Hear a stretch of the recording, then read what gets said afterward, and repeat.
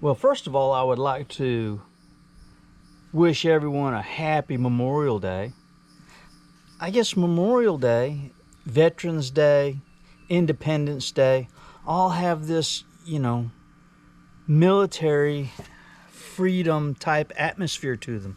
I'm so thankful to all veterans, and sometimes I think Memorial Day kind of gets lost, that Memorial Day is for those that gave their lives for our country, whatever the conflict, whether it be the Civil War or Spanish-American War or the Revolutionary War or the Vietnam War or the Gulf War. Yeah, it's all about freedom. 4th of July, all about fighting and shedding blood for freedom. And I want to say that I am so thankful if you had a family member who's serving or has served or has given their lives. I am greatly appreciative. And that's what Memorial Day is for. So I want to take time and say thank you for that. My name is Peter Updike, and this is the Wild Treasures of an Outdoorsman YouTube channel. I took my nephew Kason fishing this morning up in the Ocala National Forest. I'm sorry, I took Gavin. Kason is his older brother. Anyway, I wanted to share with you guys how we managed to be so successful.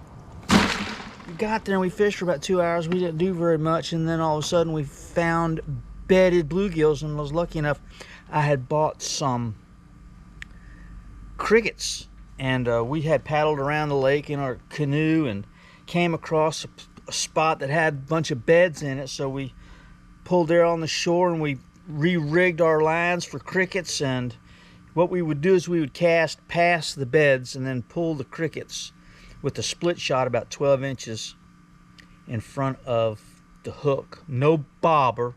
And when you felt them tap it, set the hook, man, because they were quick. They would get those crickets right off of there. But we caught, I don't know, we caught 19 or 20 good keeper bluegill. And yeah, up there in the Ocala National Forest. And then I did a little scouting after that. And I just put all these fish in this ice chest, and then I come home and I clean everything up and put everything away. So, yeah, I don't have to clean fish the minute I get home. That's always kind of a... I don't want fish cleaning to be a burden, but sometimes we just arrange our lives where it is. And fish cleaning, you need to really take your time. So I was going to show you how I clean bluegill. Yeah, I can't stand the idea of scaling fish, so I just don't do it. So I've got an electric knife here. What I use is I use this Piranha electric knife. This is made by Mr. Twister, and you can get one at got them at the bait shop, I reckon, and they got them at the Walmart. And yeah, my hands get all greasy and nasty and slimy and all over this knife, but it's a great tool and it works really good. So I would get these brim. We threw back, I don't know, probably a dozen of these brim that are too small, but most of them are pretty good sized bluegill, copperhead brim, bluegill, whatever you call them. There's quite a few of them. We got kind of just loosen them up here a little bit.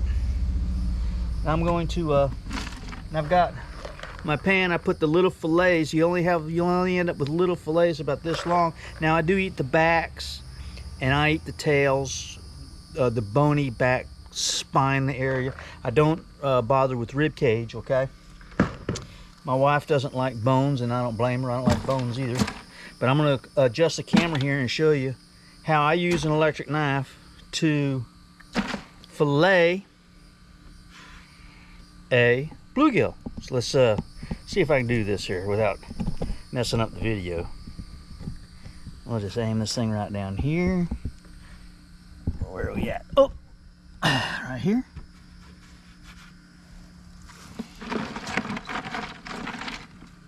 Pretty good sized bluegill right there. Electric knife.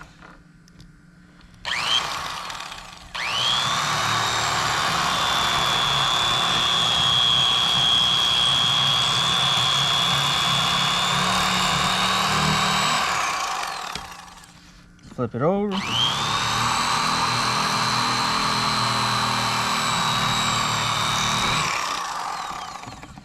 And there you have it. You got a fillet right there that I will cut that rib cage out after I get it inside. But it all goes inside this little pan here. Flip it over, repeat the process. I can do it this way.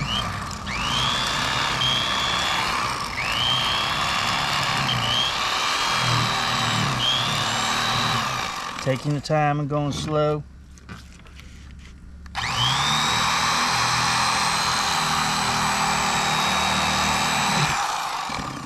There you go. One down, 18 to go.